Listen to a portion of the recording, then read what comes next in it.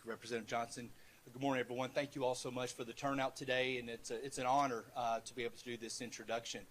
Governor DeSantis is no stranger to the Commonwealth of Kentucky. He's made trips to the Kentucky Derby before. He's made trips to Rupp Arena before, and he's on his first trip here to the Annex.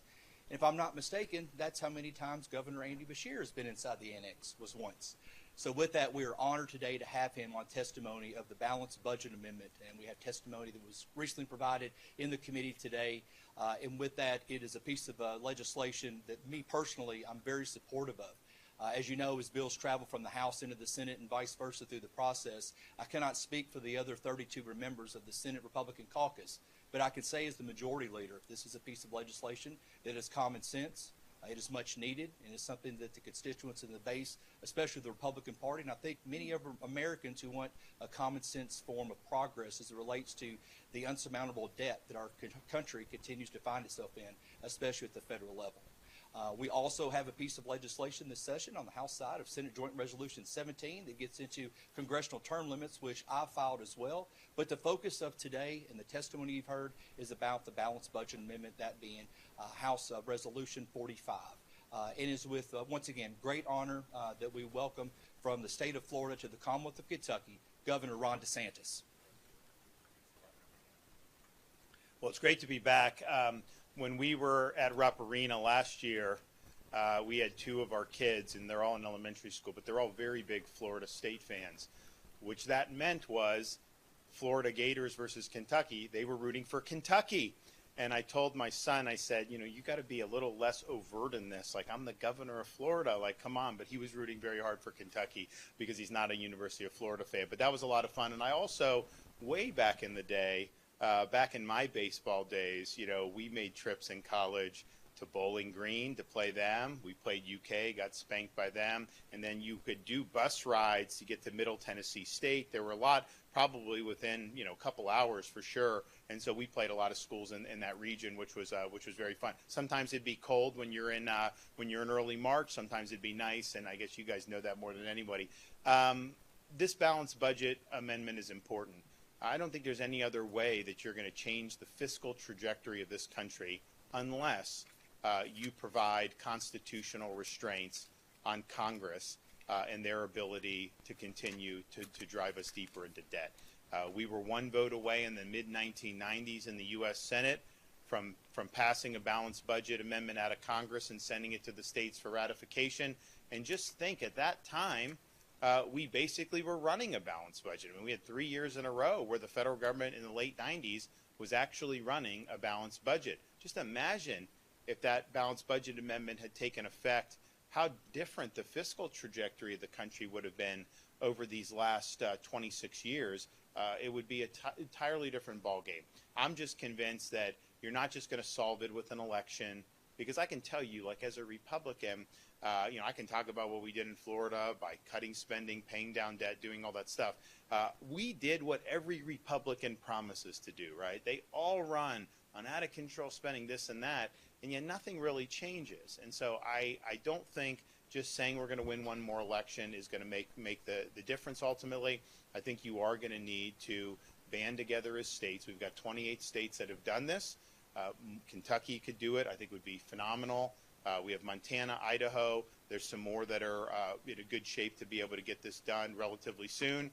And then you get in a situation where you get 31, 32 states, well, then Congress is going to say, man, this is serious. And maybe they decide to draft an amendment and send it to the states for ratification. If not, the states can meet under Article 5, draft an amendment, send it to the states for ratification. That's the way our founding fathers envisioned this. They knew there was going to be times when you would need to have structural changes in the way things do. And I've been to Congress, you know, in the past, served there for a few years, and the culture is not going to be conducive to fiscal reform. It just is what it is.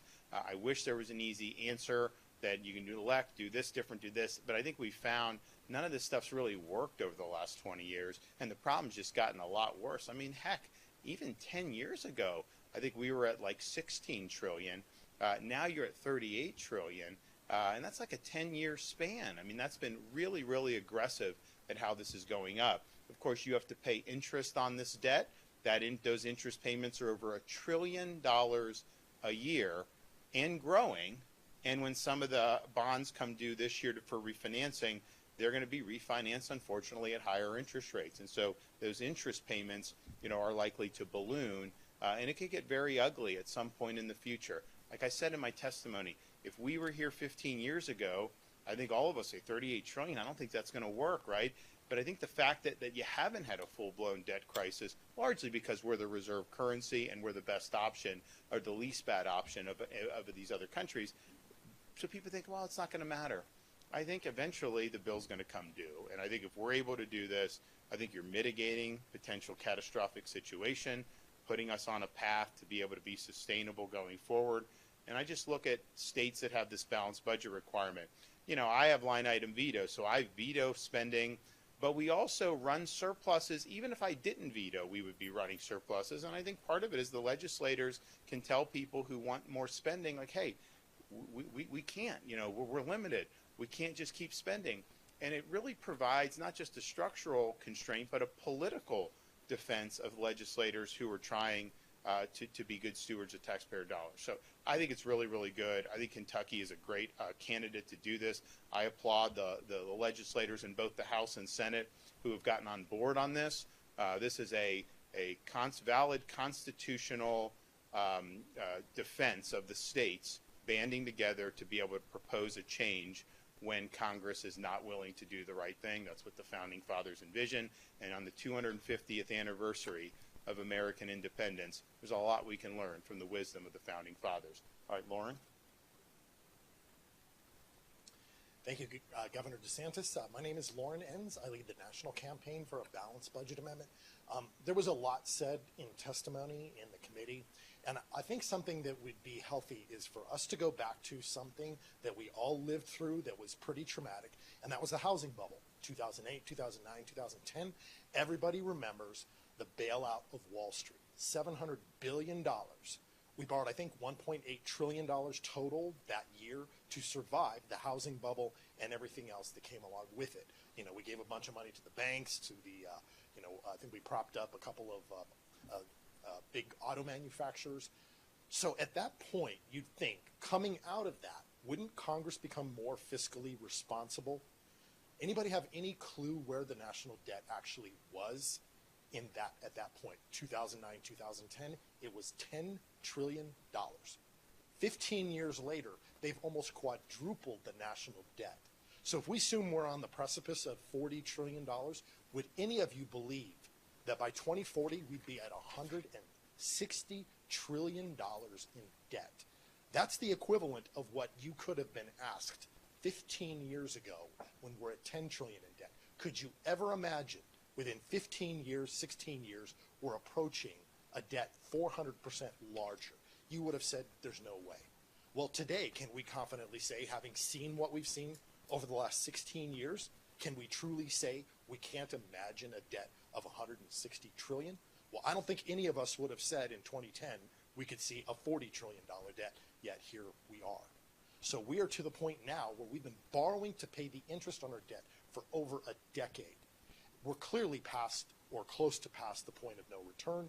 Who knows what the consequences will be? But if our government gets to the point where it has to default on its debt, admit to the world that it has borrowed us so far out over the edge that it can't even find places to borrow enough money just to service the debt, what do you think that will do to Wall Street and the global economy?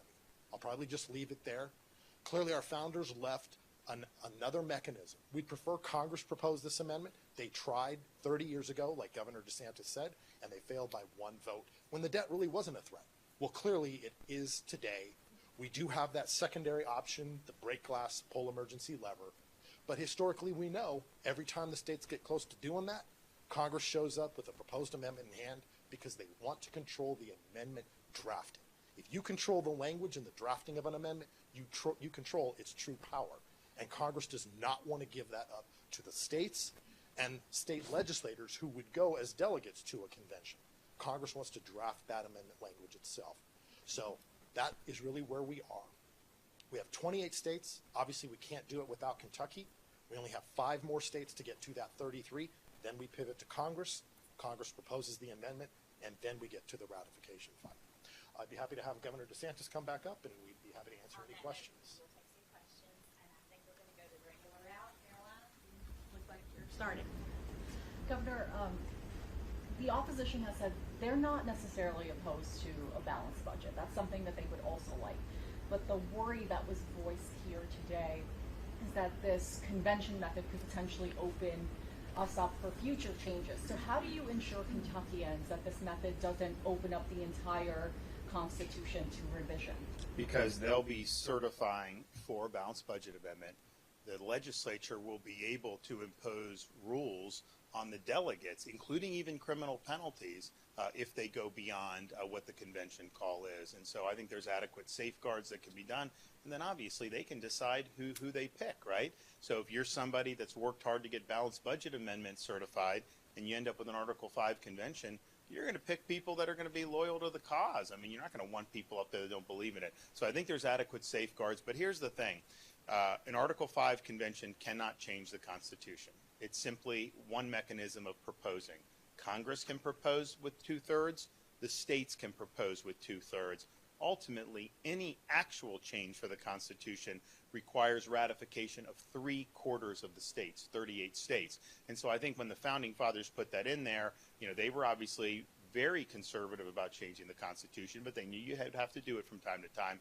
And they built, I think, adequate safeguards in to where this is the subject, this will be done. If the states can agree on a product, they can pass it and then send it to the states for ratification. But ultimately, nothing that's done at a convention actually changes the Constitution. It's just a mechanism for proposing. Another question, Isaiah? Governor, I appreciate you taking the time. I guess I wanted to know why Kentucky, how this kind of came together for you to come here today. And kind of piggybacking off that, I don't know if you saw, but the governor of Kentucky actually had some comments, Andy Beshear, about you, saying you are the last person he'd like to see at a governor's event. I wanted to see if people want to respond to that. Do you all have history?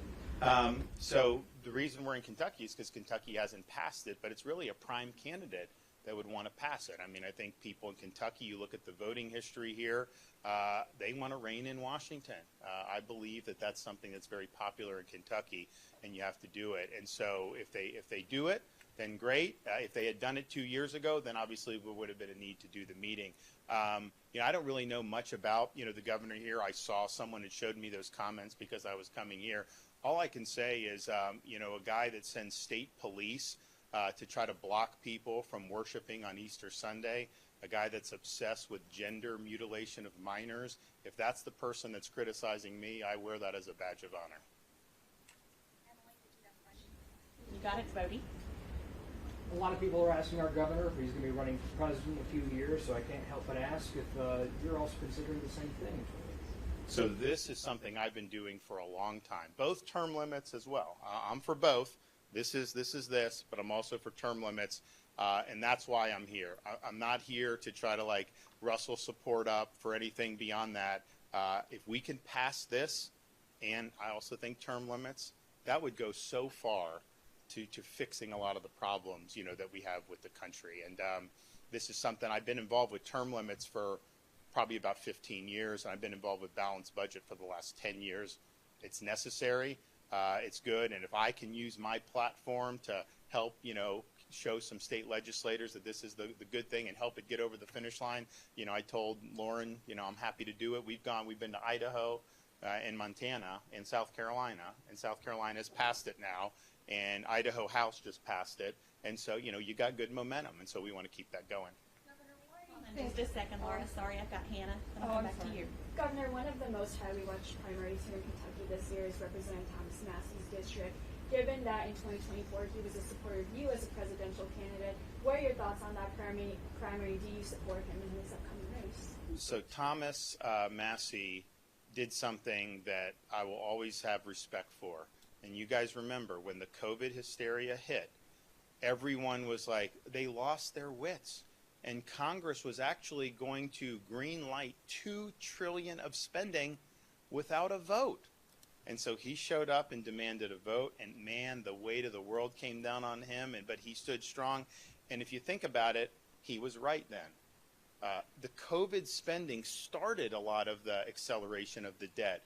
and such, because you've seen that's when they locked in the $2 trillion deficits. And so I think that was something that, I've always had respect for him for doing that.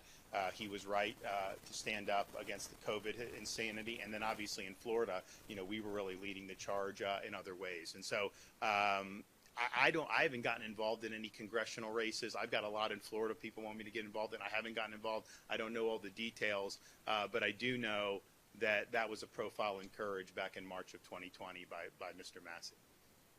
And we've got time for a couple more questions. Okay, So, Laura. thank you. Yeah, Governor, so you mentioned in response to Caroline's question the process for a convention, but the U.S. Constitution doesn't contain process language for a convention.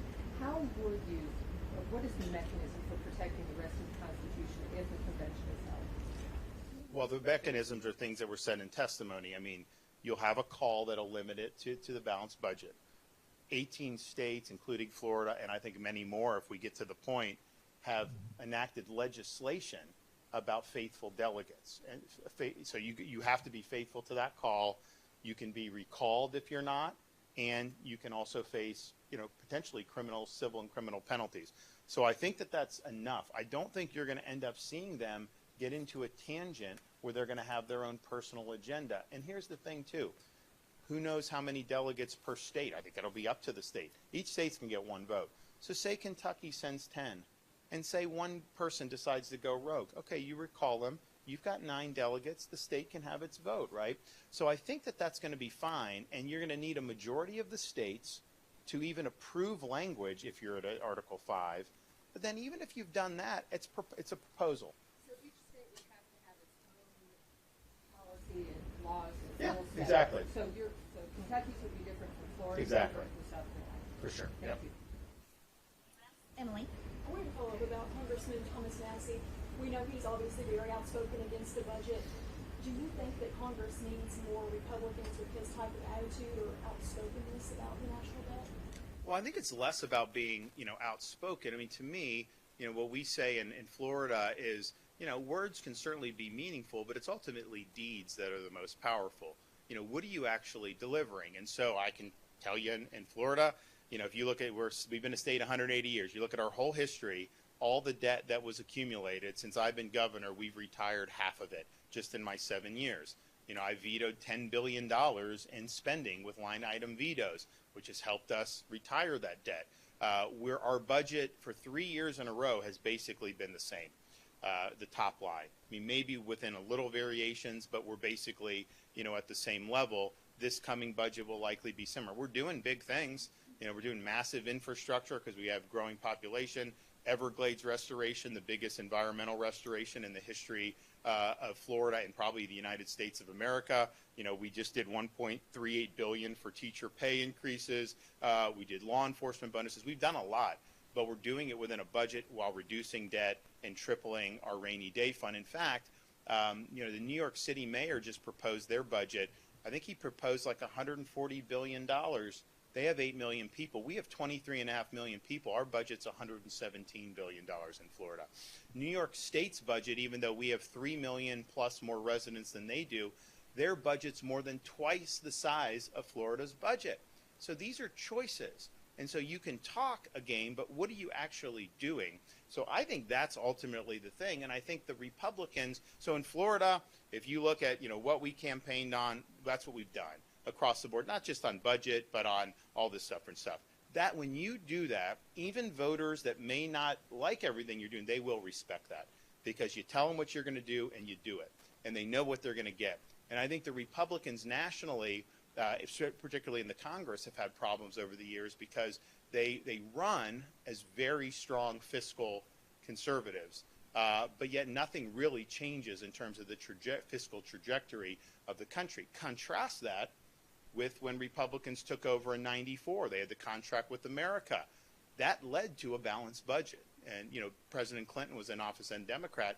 He signed the budgets. They had 3 years of a balanced budget. They came one vote away from actually passing a balanced budget amendment. They did welfare reform. They did all these things. I don't know that Republicans in D.C. have ever gotten, kind of that mojo back that they had in the 90s to really do. And so I think our voters typically, end up frustrated by some of the fiscal because it's not necessarily aligned with how a lot of the members campaign. And I can tell you, man, when Biden was president, these guys are out there talking about too much spending, and it was like that. We're going to fix. But the trajectory is what it is. I mean, it's unfortunate that DC has continued that way. So we need to figure out what's the solution. And I'm just convinced that unless you have this requirement where you're really forcing them, to have to be responsible, I don't think it's ultimately going to work. And even if you did it one time, even if they balance the budget tomorrow, the next Congress can come in and undo that. And then you'll have another election, and they can come and they can undo it. And that's what's typically unraveled. That's typically what's happened is you've had these budget deals over the years, is you're having a deal to spend more now and then promising cuts in the future. And, obviously those cuts never materialize because you can't bind future Congresses. So look, I think it's just, we need to get our act together nationally in the Congress on this. But I can tell you the debt, like nobody is going to confuse me as going left on anything. Like, let's just be clear about that. But this is a bipartisan problem. I wish I could tell you it was just the Democrats, but it's a bipartisan problem, and it's going to require a constitutional amendment that gets support from people across party lines and including a lot of independents. I think this balanced budget can do that because I think people realize that the trajectory is scary. And we got to do something about it now. And so that's why I'm here. And I applaud the members of the legislature here in Kentucky from taking this on. And, who knows? Maybe we'll see you guys in the Final Four. Take care.